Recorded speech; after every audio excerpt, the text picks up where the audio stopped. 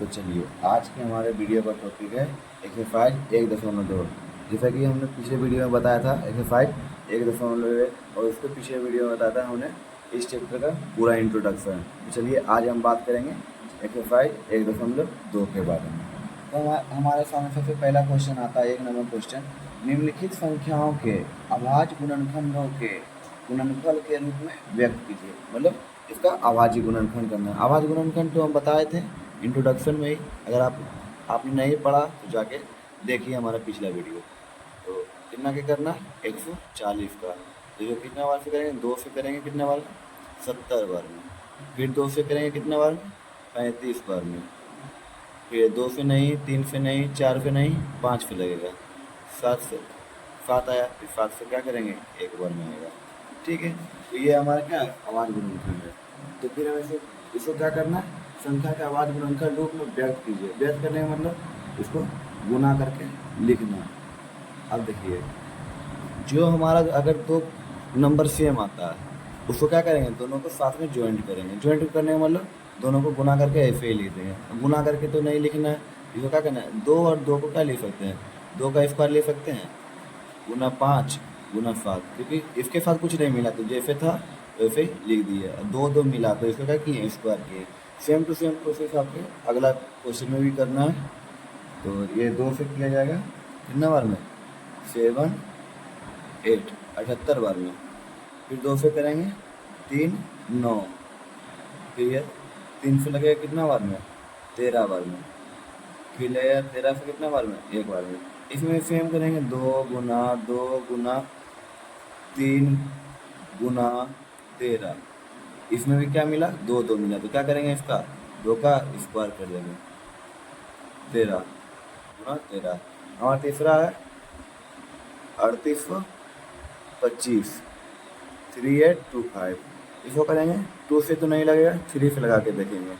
1 times, 2 times, 7 times, 5 times हो गया। फिर देखते हैं, हाँ 3 से फिर लगेगा कितने बार में, 425 बार में। फिर 5 पे लगेगा, फिर 3 से अब नहीं लगेगा, 5 पे लगेगा कितना, 85 बार में। फिर 5 पे लगेगा कितना, 17 बार में। फिर 17 पे लगेगा 1 बार में। इसमें भी गुना करेंगे, 3 गुना 3 गुना 5 गुना 5 गुना 17। इसमें देखिए हमारा क्या क्या मिल रहा है, 3 गुना 3 5 गुना 5। क्या करेंगे, 3 का स्क्वायर गुना 5 का स्क्वायर गुना 17। बस सिंपल था ये, बस ऐसे ही आपको बनाना है। चलिए हम देखते हैं अगला क्वेश्चन। इसमें और 2 क्वेश्चन आते हैं। चौथा नंबर 5005। इसको करना है कितना पे लगेगा, 5 पे लगेगा कितना, 1001 से। फिर लगेगा 7 से लगेगा कितने बार में, 143 बार में। फिर लगेगा 11 से कितने बार में, 13 बार में। लगेगा 13 से कितने बार में, 1 बार में। तो इसको करेंगे 5 गुना 7 गुना 11 गुना 13। इसमें देखिए हमें कुछ नहीं मिला, कोई भी 2 सेम नंबर नहीं मिला। तो क्या करेंगे, इसको बस ऐसे ही गुना करके लिख देंगे। इसका 5वां नंबर क्वेश्चन आता है 7429। इसको करेंगे कितने बार से, तो सीधा इसको अब भागा जब दीजिएगा 17 पे तो आएगा हमारा 437। फिर इसको देंगे 19 से कितने बार में, 23 बार में। फिर 23 से देंगे तो कितने बार में, 1 बार में। इसमें भी हमें कुछ सेम नंबर नहीं मिला तो ज्यों का त्यों रह जाएगा। ठीक है, तो हमारा ये 1 नंबर का पूरा कंप्लीट होता है। चलिए देखते हैं हम अगला क्वेश्चन 2 नंबर की ओर। तो हमारा अगला नंबर क्वेश्चन है 2 नंबर। तो हमारे 2 नंबर में बोल रहा है कि पूर्णांकों के निम्नलिखित युग्मों के एचसीएफ और एलसीएम ज्ञात कीजिए तथा इसकी जांच कीजिए कि 2 संख्याओं का गुणनफल बराबर एचसीएफ गुना एलसीएम है। तो हमें क्या करना है, जैसे हमने गुणनखंड किया था वैसे गुणनखंड करना है और जांच क्या करना, 2 संख्याओं का गुणनफल बराबर क्या होता है, एचसीएफ गुना एलसीएम। चलिए बनाते हैं। क्या करेंगे, पहला संख्या क्या है हमारा 26। पहला संख्या क्या है 26। इसको अभाज्य गुणनखंड करेंगे 2 से 13 बार में, 13 से 1 बार में। फिर करेंगे 91 91 को 7 से करेंगे तो 13 बार में, 13 से करेंगे तो 1 बार में। तो देखिए इसमें HCF LCM मिलता कैसे है। तो हमें 26 का गुणनखंड क्या आया 2 गुना 13 और 91 का गुणनखंड क्या आया 7 गुना 13। अब देखिए दोनों के गुणनखंड में क्या कॉमन आ रहा है, दोनों में क्या सेम मिल रहा है, क्या सेम मिल रहा है हमारा 13।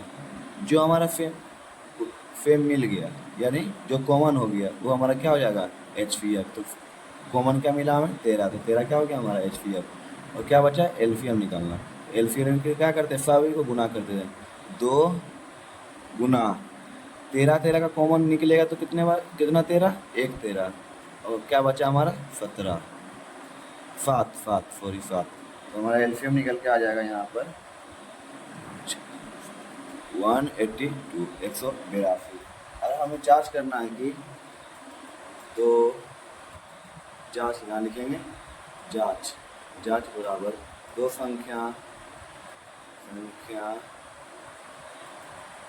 का गुणनफल बराबर LCM गुना HCF।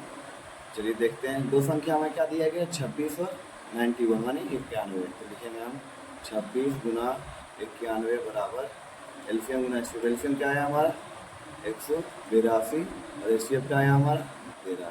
दोनों को जब गुना करेंगे तो हमें प्राप्त होगा 2366। इसको भी गुना करेंगे तो क्या हमें प्राप्त होगा 2366। तो फिर क्या हुआ प्रूव हो गया कि दो संख्याओं का गुणनफल बराबर LCM गुना HCF होता है। चलिए इसमें हम दूसरा क्वेश्चन देखते हैं। दूसरा क्वेश्चन है हमारा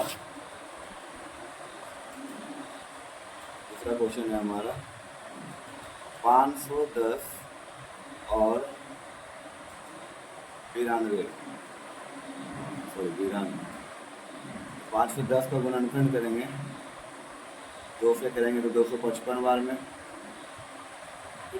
2 से तो फिर नहीं लगेगा, 3 से करेंगे तो 85 बार में, फिर 4 से भी नहीं लगेगा तो 5 से लगाएंगे 17 बार में, 17 को करेंगे तो 1 बार। फिर आता है हमारा 92, 2 से करेंगे तो 46 बार में, फिर 2 से करेंगे तो 23 बार में, फिर 23 से करेंगे तो 1 बार में। हमारा गुणनखंड क्या क्या आया 5 से 10 का 2 गुना 3 गुना 5 गुना 17। 92 का क्या आया 2 गुना 2 गुना 23। तो इसमें देखिए हमारा क्या कॉमन आ रहा है, यहाँ ऊपर 2 है नीचे भी 2 है, तो हमारा क्या है 2 कॉमन आ गया। ठीक है, और कोई भी अंक नहीं मिला तो हमारा HCF क्या निकल के आ गया, जो कॉमन मिला हमें क्या मिला 2। LCM के लिए क्या करते हैं गुना, दोनों का कॉमन क्या था 2, तो 1 2 लिखाएगा, फिर 3 गुना 5 गुना 17 गुना 2 गुना 23। अब इस सभी को गुना कीजिएगा तो आपको प्राप्त होगा 23460। चलिए हम जांच करते हैं, लिखेंगे जांच बराबर दो संख्या का गुणनफल बराबर LCM गुना HCF। दो संख्या हमारा क्या क्या था 510 और 92। लिखेंगे 510 गुना 92 बराबर 2 गुना LCM क्या था हमारा HCF क्या था 2 और LCM 23460। तो हमें दोनों को सॉल्व कीजिएगा तो आपके पास क्या आएगा 46920। ये भी क्या आएगा 46920। इससे क्या होता है, इसमें भी प्रूव होता है कि दो संख्याओं का गुणनफल बराबर LCM गुना HCF। चलिए इसमें एक और क्वेश्चन आता है 3 नंबर क्वेश्चन देखते हैं सॉल्व करके। 3 नंबर क्वेश्चन है हमारा 336 और 54।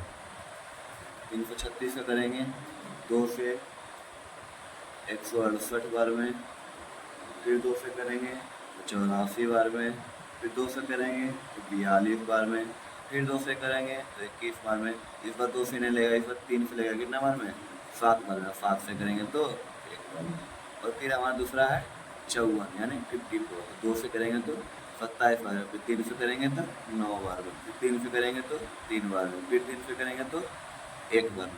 तो हमारा गुणनफल क्या आया 336 का 2 गुना 2 गुना 2 गुना 2 गुना 3 गुना 7। अच्छा गुण का हमारा गुणनफल क्या आया 2 गुना 3 गुना 3 गुना 3। अब देखिए दोनों में कॉमन क्या मिल रहा है 2 2 कॉमन मिल गया तो क्या करेंगे घेरा कर लेंगे यानी मोड़ लेंगे। फिर देखिए फिर 2 कहीं है फिर 2 नहीं है 3 है 3 को क्या करेंगे इसको भी सर्किल करेंगे। जब 2 कॉमन आया तो क्या आएगा HCF बराबर क्या आ जाएगा इसका 2 और इसका 3 तो हमारा HCF बराबर क्या आ गया 6। HCF बराबर 6 क्या लिखेंगे यहाँ पर LCM बराबर इसका 2 था कॉमन यहाँ 2 गुना 2 गुना 2 2 गुना 2 गुना 2 इसका कॉमन क्या था 3 गुना यहाँ पर बचा था 7 यहाँ पर क्या बचा 2 3 गुना 3 गुना 3। आप इस सभी को गुना कीजिएगा तो आपके पास प्राप्त होगा 3024। यहाँ लिखेंगे हम जांच बराबर दो संख्या का गुणनफल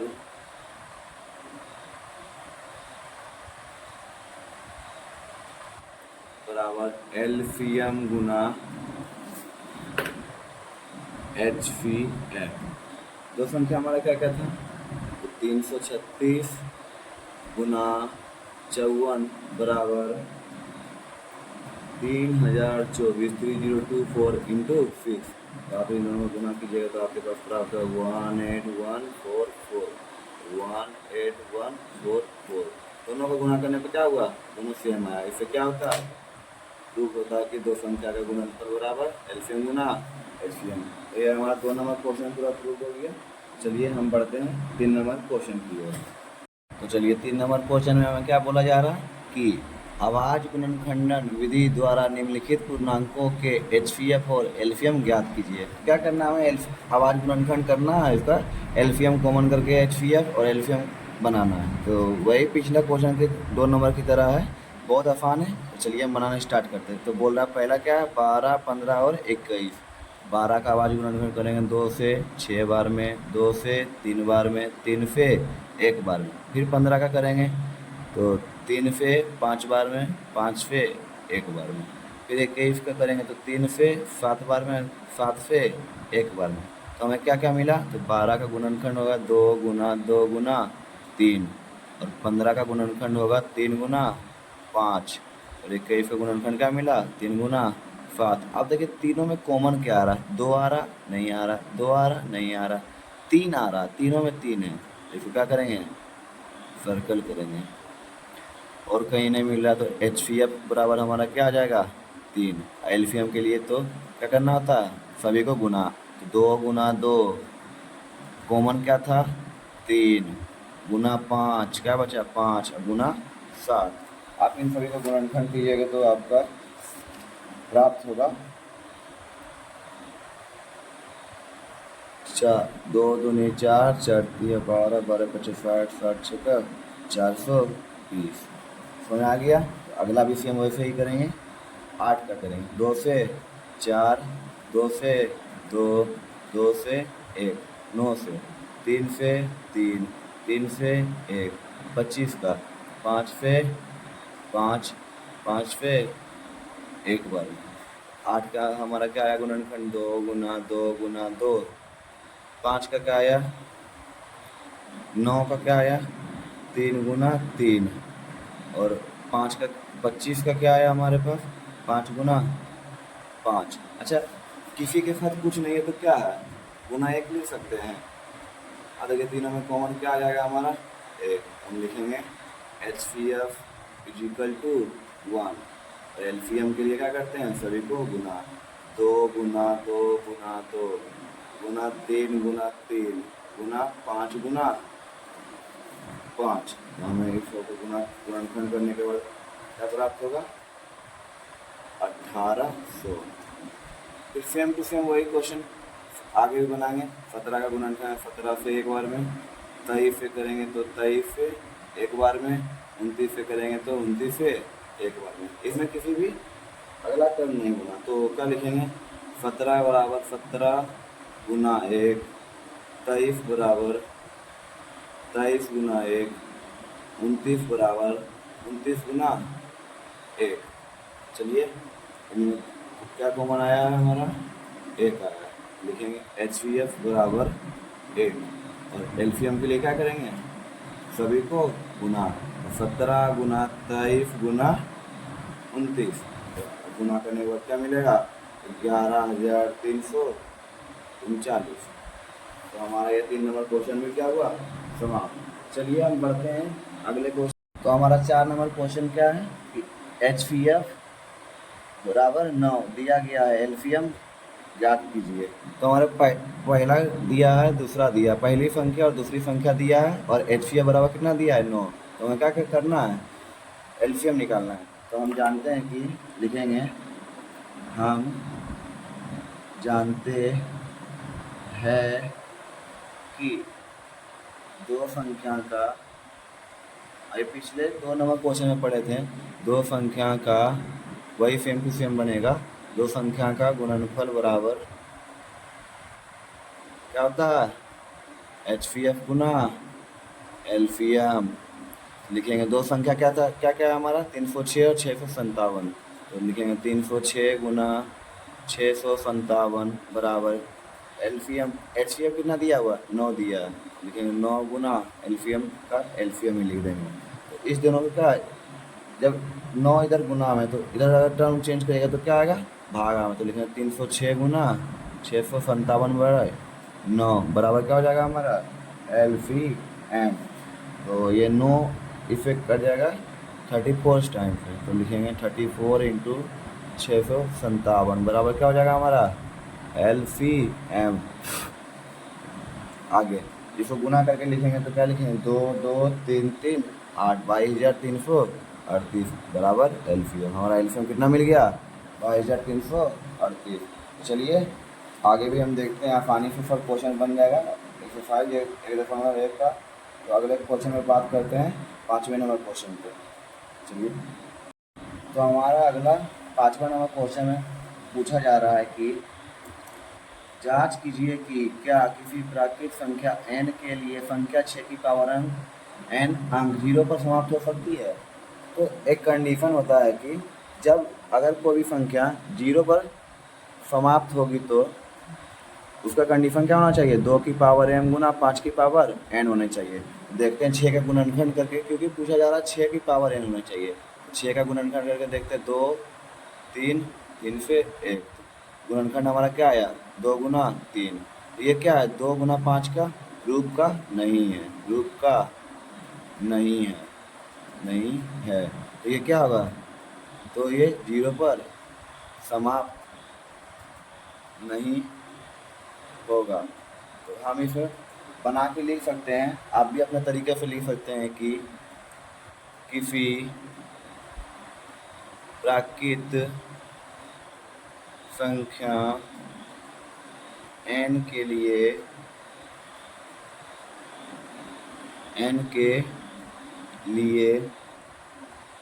संख्या 6 की पावर n अंक 0 पर तब समाप्त हो सकती है, तब समाप्त हो सकती है। क्या लिख सकते हैं, जब वह किस चीज़ का रूप में होना चाहिए, 2 की पावर m गुना 5 की पावर n के रूप का होना चाहिए। 2 की पावर m गुना 5 की पावर n के रूप का होना चाहिए।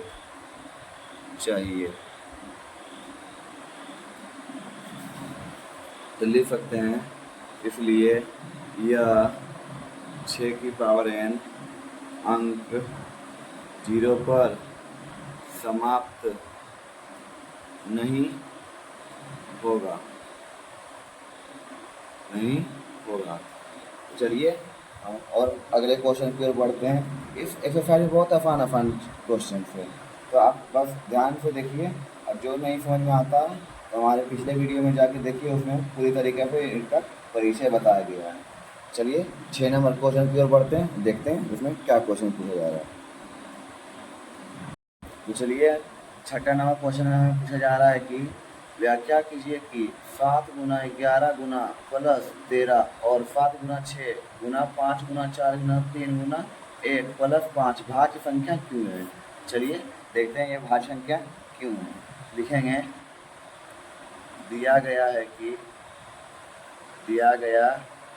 कि 7 गुना 11 गुना 13 प्लस 13।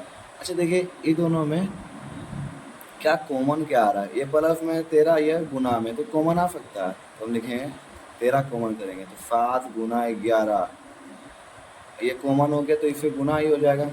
और ये प्लस में था, प्लस में 13 का कॉमन ये क्या बचेगा +1। लिखेंगे 13 गुना 11 गुना 7 77 77 प्लस 1 13 गुना 78। अच्छा 78 को आवाज गुणनखंड करके देखते हैं क्या इसी जगह पर क्या लिख सकते हैं। 2 से करेंगे तो 39 बार में, 3 से करेंगे तो 13 बार में, 13 से करेंगे तो 1 बार में। यहाँ पर लिख सकते हैं 13 गुना 2 गुना 3 गुना 13, लिख सकते हैं 78 की जगह। चलिए उसके बाद लिख सकते हैं 2 समान संख्या है, इसलिए क्या है यह, इसलिए यह एक भाज्य संख्या है, क्योंकि जो एक से कटे और अपने आप से कटे वो क्या होता है, भाज्य संख्या होता है। और नीचे देखते हैं एक और हमें समीकरण दिया गया, उसके बारे में देखते हैं। पुनः कॉमन करेंगे, ठीक है। 7 गुना 6 गुना 5 गुना 4 गुना 3 गुना 2 गुना 1 प्लस 5, इसमें क्या कॉमन हमारा आएगा 5, तो लिखेंगे 7 गुना 6 गुना 5 तो कॉमन लेने क्या बचेगा 4 गुना 3 गुना 2 गुना 1 प्लस 1। इसको आप जब सॉल्व कीजिएगा तो आपके पास क्या आएगा 1009। इसका गुणनखंड हो गया, इसका मतलब क्या है, ये भाज्य संख्या है। अब 1009 का क्या होगा, गुणनखंड हो सकता है, नहीं हो सकता है, इसलिए क्या होगा, इसलिए लिखेंगे हम यह एक अभाज्य गुणनखंड का हल है। हल है मतलब सॉल्यूशन है, टूटा हुआ है, इसलिए यह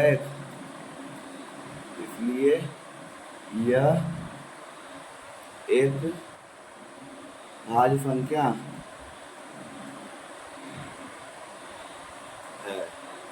ठीक है, आपको समझ में आ गया है 6 नंबर क्वेश्चन। चलिए इस